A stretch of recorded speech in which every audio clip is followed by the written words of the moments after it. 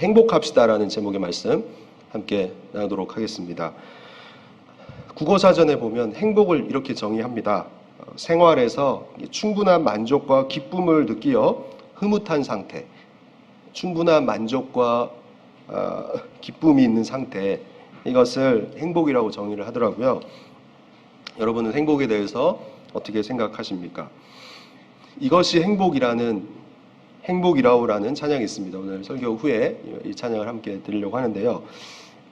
이 곡을 만들었던 어떤 목사님이신데, 그 목사님은 행복을 뭐라고 정의를 했을까 궁금해서 한번 다시 정리를 해봤습니다. 하나님의 자녀로 살아가는 것, 이것이 행복이고, 또 가진 것이 적어도 감사하며 사는 것, 이것이 행복이라고 고백하고, 눈물 날 일 많지만 기도할 수 있는 것도 행복이고, 비록 짧은 작은 삶, 주 뜻대로 사는 것, 하나님 말씀에 순종하는 것, 이것을 행복이라고 하고, 내게 주신 작은 힘 나눠주며 사는 삶, 다른 사람의 유익을 구하는 삶, 이것이 행복이라고 이제 그분이 고백을 하시더라고요. 제 생각과 크게 다르지 않구나 생각을 했습니다. 예수님을 믿고 감사하고 기도하고 하나님 말씀 따르며 나누는 삶, 다른 사람의 유익을 구하는 삶이 행복이다. 그렇다면 여러분은 행복을 무엇이라고 생각하십니까? 지금까지 말씀드렸던 것 중에 여러분이 생각하는 행복이 안 들어있을지도 모르겠어요. 성경적인 그 행복에 대해서 제가 좀 말씀을 좀 드렸는데, 하나님께서는 우리를 진정 사랑하시기 때문에 우리가 진짜 행복하기를 원하십니다. 하나님의 관심은요, 사실 우리가 이 땅에서 행복하게 지내는 겁니다. 왜냐하면 우리를 너무 사랑하시기 때문에. 사랑하면 누군가를 사랑하잖아요. 여러분도 그런 경험이 있을 것 같아요. 그 사람이 진짜 잘 됐으면 좋겠다. 그 사람을 진짜 유익되게 하고 그 사람이 행복하기를 원하거든요. 하나님께서 우리를 진짜 사랑하시기 때문에 우리가 진정 행복하기를 원하십니다. 그럼 사람이 어떨 때 행복할까? 오늘 이제 몇 가지로 말씀을 나누려고 합니다. 첫 번째, 여러분이 예상한 대로 예수님을 믿을 때 진정한 행복이 있습니다. 예수님을 믿음으로 진정 사람은 행복할 수 있도록 설계된 존재죠. 영원한 생명이 없다면, 이 땅에서 많은 것을 누려도 죽음 이후에 영원한 생명을 얻지 못한다면, 예수님을 믿지 않아서 영벌에 오히려 처하게 된다면 행복이 아니라 참 불행한, 실패한 인생이라고 할 수 있습니다. 영원한 생명을 얻을 때, 예수님을 믿을 때 사람은 이 땅에서 영원히 행복할 수 있는 존재입니다. 예수님께서 공생애를 시작하실 때 하신 첫 말씀이 무엇인가? 바로 천국이 가까워왔다. 천국이 이미 예수님이 오심으로 임했다는 거예요. 장차 예수님이 다시 오심으로 완전한 천국이 이루어지지 않았지만 천국이 시작됐다. 천국에 대한 얘기를 예수님이 가장 먼저 하셨어요. 우리가 행복하기를 원하는 거지. 이 땅에서 천국을 누리기를 원하셨기 때문에 이 복음의 첫 번째 메시지, 예수님의 첫 마디는 천국이었습니다. 우리가 이 땅에서부터 이 천국을 시작하고 영원한 생명을 확보해야 진짜 행복할 수가 있습니다. 유한한 이 땅에서 돈을 많이 갖고 높은 직위를 얻는다 해도 우리가 행복하겠습니까? 죽음 이후에 영원한 생명이 아니라 영원한 영벌에 처해지게 되는데, 예수님을 믿지 않으면 사실 가장 불행한 인생이고 실패한 인생입니다. 오늘 본문에서 예수님께서 이제 십자가에서 죽으시기 전에, 이틀 전에 양과 그 염소의 비유, 마지막 그 심판 때에 있을 내용을 말씀하십니다. 마태복음 25장에 보면 세 가지 비유를 말씀하시는데, 우리가 지난 2주에 그걸 좀 살펴봤습니다. 열처녀 비유, 그리고 달란트 비유를 말씀하셨고, 우리가 함께 읽은 오늘 본문에서는 예수님께서 양과 염소 비유를 말씀하시면서 마지막 심판날에 어떤 일이 있을 것인가를 말씀해 주십니다. 우리가 함께 읽은 말씀해 보면 예수님께서 천사들과 함께 자기 영광으로 오셔서 영광의 보좌에 앉으실 것을 말씀하십니다. 그리고 모든 민족을 예수님 앞에 모으고 목자가 양과 염소를 구분한 것 같이 그렇게 하실 것임을 말씀합니다. 양은 오른편에, 그래서 영원한 생명을 얻게 되고, 염소는 왼편에 있어서 영벌에 처하게 될 것을 예수님께서 말씀하십니다. 우리는 예수님의 오른편에 양으로서 영원한 생명을 얻어야지 왼편에 염소가 돼서 영벌에 처해져서는 결코 안 될 것입니다. 예수님 그 마지막 날 이제 임금이 오른편에 있던 양들에게 이렇게 얘기합니다. 내가 줄일 때 너희가 먹을 것을 주었고 목마를 때 마시게 하였고 나그네 되었을 때 영접하였고 헐벗었을 때 옷을 입혔고 병들었을 때 돌보았고 옥에 갇혔을 때 와서 보았느니라. 6가지를 말씀하죠. 이 오른편에 있는 양들로부터 임금이 많은 도움을 받았고 필요를 체험을 받았다는 거예요. 이때 의인들이 대답합니다. 우리가 어느 때 주께서 줄이신 것을 보고 음식을 대접하거나 또 목마르신 것을 보고 마시게 하거나 언제 나그네 됐을 때 영접하고 헐벗은 것을 보고 옷을 입혔습니까? 병들었을 때나 옥에 갇힌 것을 보고 언제 우리가 임금께 찾아가서 배웠습니까? 라고 했을 때 임금이 뭐라고 얘기합니까? 40절에 보면 여기 내 형제 중에 지극히 작은 자 하나에게 한 것이 곧 내게 한 것이라 이렇게 말씀하십니다.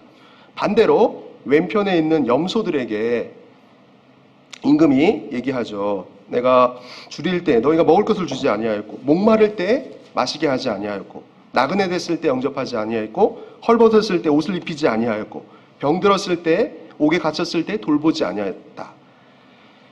이 왼편에 있던 염소들이 얘기합니다. 우리가 언제 임금에게 이런 일을 했습니까? 임금이 무엇이라고 대답합니까? 지극히 작은 자 하나에게 하지 아니한 것이 내게 행하지 아니한 것이다. 그래서 오른편에 있던 양들은 의인들은 영생에, 왼편에 있던 염소들은 영벌에 처해질 것을 임금이 말씀하십니다. 예수님께서 이 양과 염소 비유를 하신 이유가 무엇인가? 예수님께서 다시 오실 때 영원한 천국 아니면 영원한 지옥에 가게 하는 최후 재판, 이 최후 재판이 있기 때문에 예수님을 믿어서 지옥이 아니라 천국에 가라는 거죠. 근데 예수님을 믿는다는 증거가 무엇이냐? 오늘 본문에 보면 그 사랑의 열매를 통해 볼 때 그런 사랑의 열매가 있는 사람이 예수님을 믿는 사람이고 이 사랑의 열매가 없는 사람은 예수님을 믿지 않는 사람이다. 이것이 오늘 본문의 핵심입니다. 양과 염소가 갈라진다는 예수님의 말씀을 우리가 분명히 들었다면 이제 내 운명은 어떻게 되겠습니까? 이렇게 살면 나는 오른편이다. 확실하게 여러분은 얘기할 수 있습니까? 내 영원한 운명이 결정되는 그 두려운 날 예수님의 입에서 오른쪽이다라는 말씀을 들을 분명한 확신을 여러분은 갖고 계십니까? 다들 오른쪽에 있는데 혼자 왼쪽으로 가는 건 아닙니까? 뭐 교회 식구들이나 뭐 조원들이나 뭐 성도들이 다 오른쪽에 있는데 나만 왼쪽에 있어서는 결코 있어서는 안 될 것입니다. 본인 스스로가 내가 예수님을 믿는지 내가 오른편인지 왼편인지를 알 수 있습니다. 혹시 이 문제에 대해서 이 영원한 생명을 얻는 일에 있어서 아직 자신이 없는 분이 계십니까? 이 중대한 문제에 대해서 이 문제가 진짜 해결될 때까지 모든 노력을 아껴서는 안 될 것입니다. 내가 어떻게 염소가 될 수 있겠습니까? 양이 우리 모두가 되어야 하는 거죠. 영생 얻는 일에 실패하고 이 땅에서 그 어떤 것을 얻어본들 나에게 무슨 유익이 있겠습니까? 내 마지막이 염소이고 왼쪽이라면 세상에서 제일 비참한 것이죠. 세상에서 아무리 돈을 많이 끌어모으고 또 아무리 명예와 직위를 가져본들 또 뭐 집을 장만했고 또 좋은 차를 타고 연봉이 뭐 몇 억이라 할지라도 내가 왼편이라면 제일 비참한 것이죠. 내 인생 마지막이 겨우 뭐 지옥불에 떨어지는 것인가? 절대로 이런 일이 일어나서는 안 됩니다.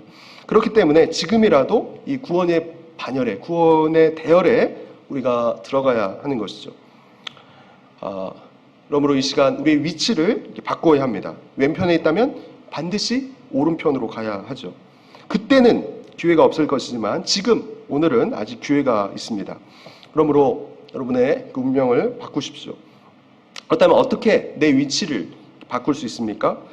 우선 내가 죄로 물든 이 저주받은 인생이라는 거, 저도 마찬가지고요. 우리는 죄 가운데 있다는 사실을 인정해야 합니다. 하나님의 진노를 받을 수밖에 없는 그 죄에 대한 대가는 영원한 형벌이죠. 내가 죄로 인해 영원한 형벌받을 존재임을 우리가 분명히 첫 번째로 알아야 됩니다.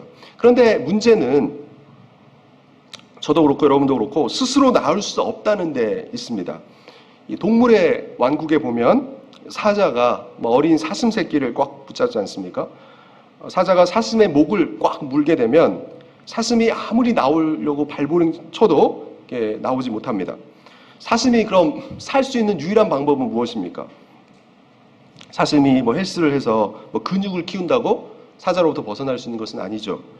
사람이 총으로 사자를 쏴서 죽여주면 이렇게 움켜잡고 있던 사자의 힘이 빠지면서 사슴이 나올 수 있는 거 아니겠습니까? 마찬가지로 내 죄 문제 스스로 저도 마찬가지고 절대 해결할 수 없습니다. 마귀가 우리를 꽉 붙잡고 움켜쥐고 있기 때문이죠. 마귀의 힘이 워낙 강하기 때문에 마귀에게 얽매여 있는 나는 내 힘으로는 절대 나올 수가 없습니다. 이처럼 내 힘으로 안 되기 때문에 하나님께서 주신 방법이 무엇입니까? 예수님을 통해서 구원의 길을 예비하신 것이죠. 예수님께서 이 땅에 오셔서 내가 져야 할 이 죽음의 대가를 십자가에 처형 당하심으로 해결해 주신 것이죠. 이것이 기독교의 핵심입니다. 이제 누구든지 우리 자신이 죄인인 것을 깨닫고 예수님께 나아가서 용서를 구하면 이게 중요하죠. 내가 죄인이고 예수님 죄값 치러주셨으니까 우리가 해야 될 일은 회개인데 용서를 구하는 것입니다. 그러면 예수님께서는 우리를 용서하시고 오른편에 있게 하겠다고 약속하시죠. 지난날의 죄를 한탄하고 슬퍼하면서 잘못했습니다, 용서해 주십시오라고 하나님께 반드시 우리가 고백해야 됩니다. 구약시대에도 희생제사를 드릴 때 희생제물을 죽이고 난 다음에 짐승의 소리를 얹고 짐승의 머리에 손을 얹고 죄를 고백하지 않습니까? 그러면 하나님께서 다시 하나님과의 교제를 제사 드린 사람 회복시켜 주니까 오늘날에도 마찬가지입니다. 예수님께서 죄값을 다 치러주셨기 때문에 우리 힘으로 할 수 없는 이 마귀의 소나기로부터 벗어날 수 있는 문제 길을 열어주셨기 때문에 우리가 죄를 고백하고 하나님께 잘못했습니다라고 용서를 구할 때 하나님께서 우리 죄를 용서하시는 것이죠.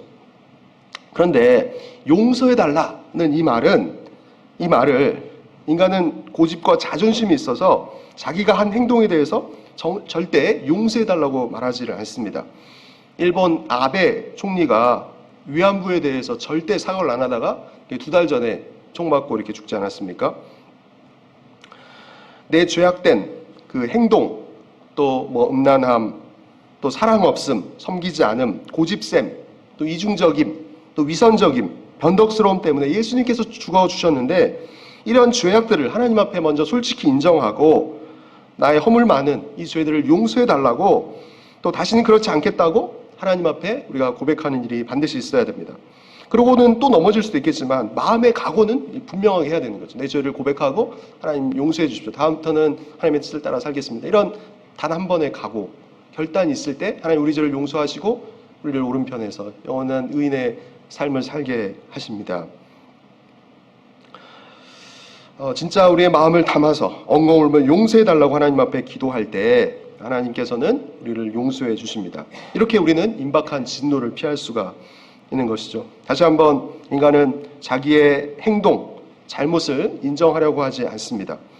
죄악된 내 본성, 이것을 죄를 인정하는 것이 선행되어야 하는 것이죠. 1대1로 하나님 앞에서 잘못했습니다, 용서해 주십시오. 죄악된 생활들을 끊어버리고 이제 미련을 두지 않고 세상을 향한 마음을 다 끊어버리고 예수님의 편에 확실히 서겠습니다. 의인의 무리에 들어가서 이제 예수님을 위해서 이 한번 바치겠습니다. 한 번에 이런 결단이 우리에게 반드시 있어야 합니다. 그럴 때 하나님께서 우리를 받아주시고 오른쪽으로 옮겨지는 것이죠. 그렇다면 여러분에게 이러한 경험이 있었습니까? 그리고 이대로 살고 있습니까? 그러면 하나님께 참 감사할 것이고 오늘 죽어도 우리가 천국에서 영원히 하나님을 찬양할 수 있죠. 두려운 날 예수님의 입술에서 오른쪽에 있는 양들아 영생에 들어가라는 음성을 우리는 모두 반드시 한 사람도 예외 없이 들어야 합니다. 이것을 놓친다면 삶의 의미가 없는 것이죠. 바쁘게 살고 이 땅에서 즐겁게 지내고 돈을 모았는지 모릅니다. 그런데 왼쪽이라면 영원한 불행이 한 삶이 되는 것이죠. 예수님을 다시 한번 믿고 회개함으로 절대 왼쪽에 서지 않고 오른쪽에 서서 영원히 행복한 여러분이 되시기를 이름으로 축복합니다. 이렇게 예수님을 믿어야 우리가 영원한 행복을 누릴 수 있고, 그리고 사람은 이제 예배하고 또 또 하나님을 가까이 하고 그 말씀을 따를 때 행복하도록 설계된 존재입니다. 우리는 예배할 때 행복할 수 있습니다. 하나님만 높일 때 행복할 수 있죠. 예배할 때 가장 행복합니다라는 찬양 가사가 있습니다. 제가 한번 들려드리면, 숨이 찰 정도로 힘든 순간이 와도, 눈물이 쏟아지는 슬픔이 와도, 내 평생 놓을 수 없는 마음속 깊은 곳부터 지금 이 순간이 마지막일지라도 마지막 순간에 나 고백하는 노래, 내 평생에 놓을 수 없는 마음속 깊은 곳부터 예배할 때 가장 행복합니다. 예배할 때 가장 행복합니다. 나를 구하시고 날 사랑하신 주님께 예배할 때 나는 가장 행복합니다. 이런 고백입니다. 인생의 마지막 순간에, 또 마음의 깊숙한 이 어려운 순간에도 깊은 곳부터 이 곡을 지었던 분의 고백은, 나를 구원하신 그 하나님을 예배할 때 나는 가장 행복합니다 인 것이죠. 저는 개인적으로 끝없는 영원한 이라는 가사가 들어간 찬양을 굉장히 좋아합니다. 제가 여러 차례 말씀드렸던 것처럼 기독교의 5대 교리를, 성경의 교리를 5가지로 칼빈이 요약해놨죠. 이게 튤립, 전에 말씀드렸던 것처럼 total depravity, 그 다음에 T, U는 unconditional election, 무조건적인 선택. L은 limited atonement, 제한 속죄. 그 다음 뭡니까? I는 irresistible grace, 불가항력적인 은혜. 그 다음에 P는 perseverance. 영어는 여러분 잘 모르셔도 되지만, 이 그리스도인을 향한 하나님의 어떤 구원하심이 이렇다는 것이죠. 우리가 모두 이제 하나님 앞에서 타락한, 소망 없는 지옥 형벌을 받아야 할 존재입니다. 그런데 하나님께서 어떻게 하십니까? 조건 없이 저를 선택해 주셨다는 것이죠. 그리고 이 불가항력적인 은혜로 예수를 믿게 하셨습니다. 저도 오랫동안 간절히 하나님 앞에 기도하고 있는데, 계속 기도를 하다 보니까 이분이 하나님의 그 선택받은, 그리고 불가항력적인 은혜 가운데 있는 분이 아닐까, 이 비신자를 위해서 기도하는데 그런 생각이 계속 들어요. 그래서 하나님께서 예수님 믿는 우리를 조건 없이 선택하시고, 내가 믿기 싫어도 이렇게 믿게 하셨고, 또 끝까지 천국으로 인도하신다는 이 기독교의 5대 교리, 성경의 핵심을 우리가 붙잡고 있을 때 우리는 하나님의 책임져 주신 사랑 때문에 하나님을 진정 예배하고 찬양할 수가 있습니다. 송축의 내용은, 지난 주일에 그 찬양도 우리가 부르지 않았습니까? 송축의 내용은 거룩하신 이름, 곧 그날에 나의 힘 다하고 삶의 여정 마칠 때 끝없는 찬양 드리리라. 수많은 세월 지나 영원히, 끝없는 찬양, 영원히 우리가 찬양을 드릴 수 있는 이유가 무엇입니까? 그러니까 무조건적인 선택을 받았고 불가항력적인 은혜로 끝까지 천국에 가기 때문에, 하나님의 책임져 주신 사랑 때문에 우리가 영원히 끝없이 하나님을 찬양하고 예배할 수 있는 것이죠. 이처럼 진정한 찬양과 예배는 예수님을 믿는 사람만이 할 수 있습니다. 구원하셨고 구원하고 계시고 구원하실 예수님의 사랑을 알고 확신할 때, 이런 구원의 확신이 있을 때 우리는 예수님을, 하나님을 찬양하고 예배할 수 있는 것이죠. 그리고 영원한 천국을 이 땅에서부터 누리게 하시는 그 하나님께 온전히 헌신하는 것이 또한 예배입니다. 로마서 12장에 보면 너희 몸을 하나님께서 기뻐하시는 산 제사로 드리라. 이는 너희가 드릴 영적 예배니라, 이렇게 말씀하지 않습니까? 이처럼 영원하신 하나님의 사랑을 확신하고, 이 구원하신 하나님의 사랑 확신하고 내 삶을 하나님께 온전히 드리는 예배가 있을 때, 이것이 우리를 행복하게 하는 것이죠. 예수님을 믿고 예배할 때 우리는 행복합니다. 더 나아가서 우리는 예수님께 날마다 때마다 더 가까이 나아가 교통할 때 행복합니다. 하나님과 친밀히 교제할 때 사람에게 행복이 있죠.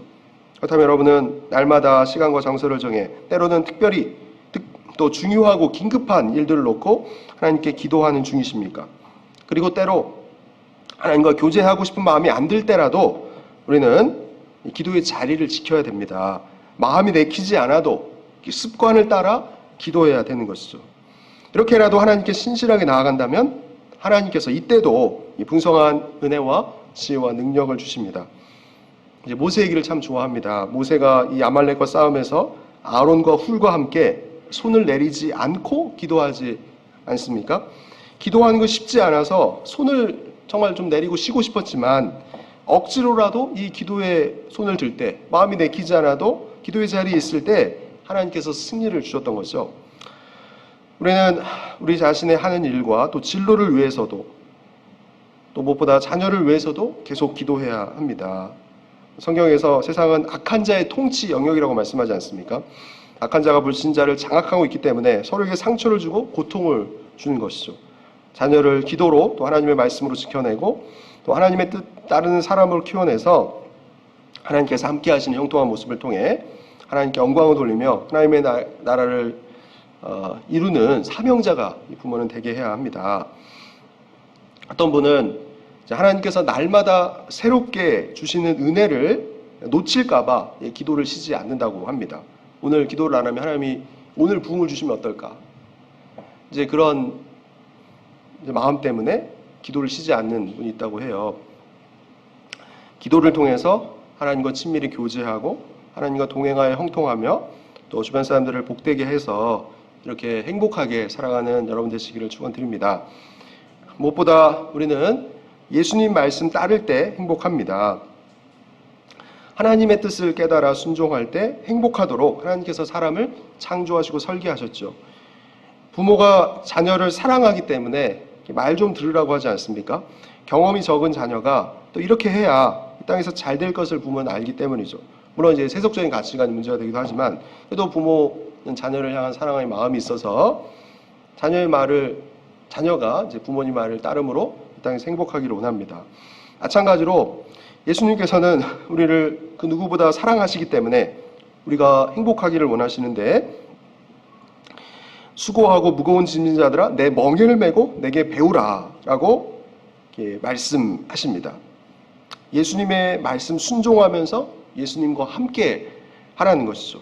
우리에게 쉼과 행복을 예수님께서 주시기 위함이 아니겠습니까?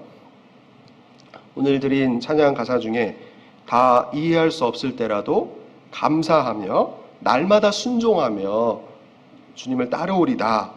내 삶 당신의 것이니 주만 섬기리 온 맘 다해 이런 가사가 있지 않았습니까? 다 이해할 수 없을 때라도 우리가 감사하며 날마다 순종할 때 하나님께서 더욱 함께 하셔서 하나님의 방법대로 우리를 형통케 하실 것입니다. 저는 그 MBTI 검사를 해보면 다른 건 다 필요 없고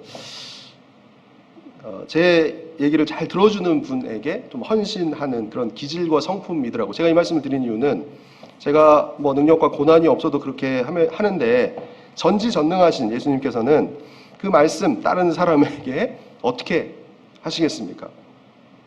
하나님께서 아브라함에게 100세에 낳은 아들 이삭을 산 제물로 하나님께 바치라고 할 때 아브라함은 전능하시고 또 약속을 지키시는 하나님을 믿고 이해가 안 되더라도 그대로 하나님 말씀 순종하지 않습니까? 하나님은 사람을 제물로 받지 않으시고 또 아브라함의 하나님에 대한 믿음을 결국 테스트하신 것이죠. 하나님께서 아브라함을 이렇게 만드셨고 무엇보다 아브라함은 하나님을 향한 신뢰와 순종으로 하나님 말씀 순종함으로 행복하게 지냈죠. 그렇다면 여러분은 행복하십니까? 하나님께서는 여러분이 지금보다 훨씬 더 행복하기를 원하십니다. 왜냐하면 그것이 우리를 향한 하나님의 사랑이기 때문이죠.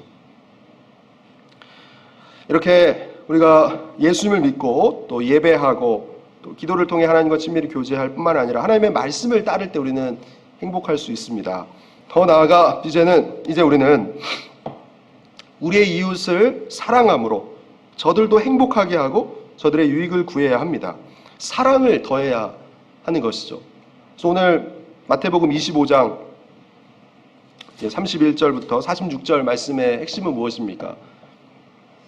이 사랑이 구원의 조건은 아니지만 구원 얻는 사람들에게 반드시 나타나는 열매라는 것입니다. 그 열매가 있는지 없는지를 보고 천국에 들어갈지 그렇지 않을지가 결정이 난다는 것이죠. 선행과 사랑은 구원의 조건이 결코 아닙니다. 믿음으로만 우리가 구원받는 게 확실합니다. 그러나 그 믿음이 있다면 성령에 의해서 내 삶이 바뀌었기 때문에 사랑의 열매가 반드시 맺힐 수밖에 없다는 거죠. 예수님께서 우리를 사랑하셔서 우리의 유익을 구하시며 행복하게 해주신 것처럼 우리도 이제 사랑으로 다른 이들의 유익을 구하고 저들을 진정 행복하게 해야 합니다. 사랑하면 상대의 유익과 행복과 기쁨을 구하죠. 사랑은 예수님 믿음의 자연스러운 결과, 열매이면서 동시에 의무이기도 합니다. 군대에서 제가 정신교육을 받을 때 지겹게 들었던 말이 있습니다. 노블리스 오블리제, 가진 자의 특권에 대한 얘기를 많이 들었는데 예수님을 믿고 나서 이 말이 이제 더욱 이렇게 많이 와닿는 것 같습니다. 하나님께서 우리에게 은혜를 주시면 또 많은 것들, 모든 것을 더하시면 우리를 통해서 그 예수님의 사랑이 흘러가서 만나는 사람들도 행복하도록 하기 위함이죠. 우리에게 이런 특권이 있다면 또 사랑해야 할 의무가 여전히 남아 있습니다. 그렇게 할 때 하나님께서 훗날 또 우리에게 더 큰 은혜와 상급을 더하시죠. 우리가 어떻게 그럼 이웃을 사랑할 수 있겠습니까? 하나님께 받은 사랑을 기억하고 감사할 때 가능하겠죠. 그리고 또 성령 충만할 때, 이 말씀과 기도 생활에 있을 때 다른 일의 유익을 구하는 그 사랑을 계속할 수 있을 것입니다. 고린도전서 13장에 보면 예수님께서 보여주신 사랑에 대해서 말씀하지 않습니까? 여러 가지가 있죠. 오래 참음이나 또 온유함, 또 자랑하거나 교만하지 않고 시기하지 않는 것, 무례히 행치 않는 것, 자기의 이익을 구하지 않는 것, 성내지 않는 것, 악한 것을 생각하지 않고 불의를 기뻐하지 않고 진리와 함께 기뻐하는 것, 모든 것을 믿는 것, 모든 것을 소망하는 것, 이것이 사랑이라고 말씀하는데, 이것은 예수님께서 보여주신 사랑이고 그 사랑을 받은 우리도 이와 같이 우리 형제와 이웃을 사랑함으로 우리 주변 사람들을 행복하게 하여 우리도 더욱 복된 삶을 살아야 할 것입니다. 다시 한번, 형제 사랑은 구원의 조건이 아니라 구원의 증거이며 열매입니다. 형제 사랑이 없으면 오히려 역으로 구원받은 사람이라고 할 수가 없는 것이죠. 마태복음 18장에 보면 예수님께서 형제 사랑에 대해서 제가 여러 차례 말씀드렸듯이 우선 소자를 실족하게 하지 않고 업신여기지 않고 존귀하게 여기는 것이라 말씀하시죠. 다음으로 예수님께서는 가능한 상황이라면 이 가해자나 범죄자에게 찾아가서 얘기하고 그 사람을 돌이켜주는 것이 형제 사랑이라고 말씀하십니다. 마지막으로 형제가 용서를 구할 경우에 한계 없이 용서해 주는 것이 그리스도인의 마땅한 형제 사랑이라고 예수님께서 말씀하시죠. 그런데 이렇게 형제를 사랑하고 예수님 안에서 하나 되는 것이 결코 쉽지는 않습니다. 우리가 하나님께 더 가까이 갈 때 성도 간의 교제도 더 친밀해지고 사랑이 풍성해질 수 있죠. 인간관계도 우리가 배울 필요가 있고 또 기질이나 성품 이해도 얘가 있을 때 형제를 사랑하는 데 또 도움이 될 것입니다. 예수님을 진짜 제대로 만나면 자연스럽게 이 다른 사람의 이 어려움과 픽접함에 대해서 관심을 갖게 됩니다. 예수님을 만나서 진짜 회개했다면 욕심이 이제 죽는 것이죠. 이기적인 마음이 예수님을 만나서 없어지게 됩니다. 그러한 이기적인 마음, 이런 것들이 죽었기 때문에 또 자기의 영광과 이익을 구하지 않기 때문에 그 에너지를 다른 사람을 돕는 데 그리스도인들은 사용하는 것이죠. 그래서 신앙생활을 제대로 한 사람들은 다른 사람을 돌보게 됩니다. 시체가 죽었다면 움직일 수 없죠. 반면에 산자는 움직여야 하는 거 아니겠습니까? 우리가 죄에 대해서 죽고 예수님에 대해서 산자가 되었다면 이제 당연히 주위의 사람들을 위해서 우리가 움직여야 할 것입니다. 그리스도 예수의 사람들은 정욕과 탐심과 욕심을 십자가에 못 박았느니라고 얘기했는데, 이러한 정욕과 탐심과 욕심이 있어야 나를 위해 그리스도인이 살 수 있는데, 이러한 정욕과 탐심과 욕심이 죽었기 때문에 이제 자신을 위해서 그리스도인은 살 방법이 없는 것이죠. 자연스럽게 그리스도인은 다른 사람을 돌보게 되어 있습니다. 의인과 죄인의 구별됨이 이 결산날에 형제를 사랑했느냐 아니느냐로 드러난다고 예수님께서 오늘 본문에서 말씀하시죠. 죄인은 나쁜 짓을 해서가 아니라 마땅히 베풀 수 있는 그 친절을 베풀지 않았기 때문에 죄인이 되었습니다. 한 달란트를 받았던 그 종이 책망을 들었던 이유가 무엇인가? 쓰지 않고 가만히 두었기 때문에, 사용하지 않았기 때문에 그것이 죄가 되었고 주인께 책망을 들었던 것이죠. 우리는 남을 돌볼 수 있는 것을 그리스도인은 이미 다 갖고 있습니다. 그런데 다른 사람을 돌보지 않는다면 또 그 친절함을 사용하지 않는다면 그것이 무서운 죄라는 것이죠. 우리에게는 섬김의 재능, 또 친절의 재능, 돌봄, 연민, 동정 이런 것들이 다 있습니다. 이것을 땅에 묻어놔서는 안 되죠. 사랑의 표시는 이 줄인 사람에게 먹는 것을 주는 것으로 나타납니다. 아주 어렵고 고차원적인 것이 아니죠. 나에게 물이 있다면 목마른 사람에게 줌으로 그의 필요를 채워주는 것이 사랑을 실천하는 것이겠죠.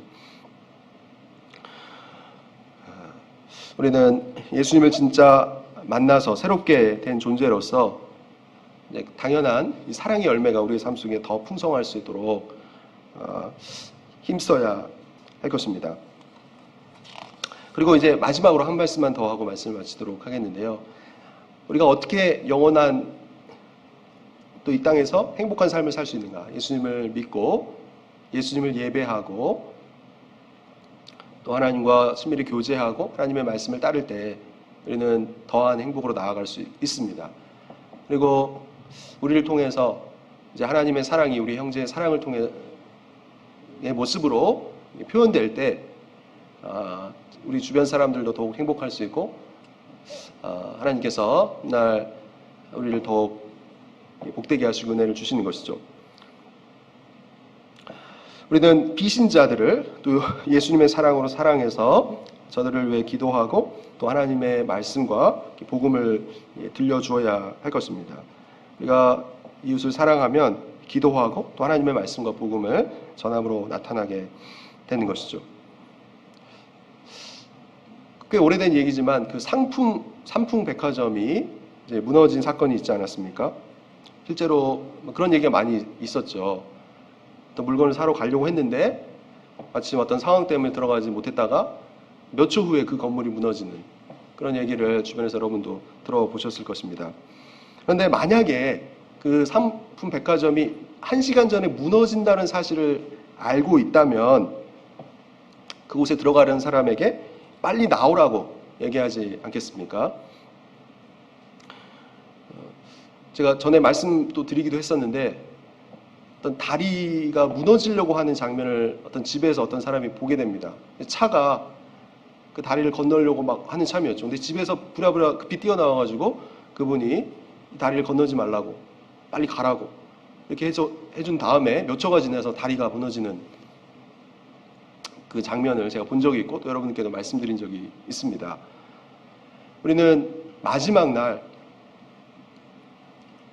양과 염소를 목자가 구분하듯이 예수님께서 이 천국과 지옥을 가르는 재판을 하실 것이라는 말씀을 오늘 들었습니다. 인류의 멸망, 또 인간의 종말 이후에 어떤 일이 있을지를 우리는 누구보다도 잘 알고 있는데 그 다가올 재앙을 아는 자로서 또 하나님의 사랑을 받고 행복하게 사는 존재로서 우리는 다른 사람들도 행복할 수 있도록 또 영원히 복된 삶을 살 수 있도록 도와주는 그런 역할들을 계속 감당해야 할 것입니다. 추석이 이제 곧 다가오는데요. 우리 가족 중에 친척 중에 아직 예수님을 믿지 않는 분이 있다면 또 하나님의 사랑을 보여주고 또 예수님을 전해서 그들도 영원한 행복한 삶을 살 수 있도록 우리가 축복의 통로가 되어야 할 것입니다. 그저께 이제 금요 기도를 했는데 어떤 성도님이 저한테 그러더라고요. 너무 애절하게 이렇게 기도를 하는 것 같다고. 근데 제가 제 자신의 어떤 개인의 기도 제목들 그리고 우리 성도들의 기도 제목을 갖고도 기도하지만 내가 만나는 그 비신자들을 향한 하나님께서 그런 마음을 부어주셔서 저들이 어떻게 될 것인가에 대한 안타까움 때문에 사실 가장 크게 그것 때문에 애통하며 사실 기도를 많이 했습니다. 하나님의 관심은 한 영혼이 주님 앞에 돌아와서 영원한 행복한 삶을 누리는 것인데 우리가 그 도구로서 사용되기를 원하셨죠. 우리의 힘든 문제들을 결국 통해서 하나님은 하나님께로 우리가 나오게 하셔서 결국 우리 주변 사람들을 구원하는 통로가 되기를 원하십니다. 우리는 사실 모든 것을 가진 행복한 존재입니다. 하나님의 사랑을 받은 행복한 존재로서 우리가 이 땅에서 또 예배하고 기도하고 말씀을 따르면서 행복할 뿐만 아니라 우리 형제 사랑 또 비신자들을 향한 사랑으로 저들도 참으로 행복하게 함으로 하나님 앞에 큰 칭찬받고 이 땅에서 더욱 복된 여러분의 삶이 되시기를 여러분 축원드립니다.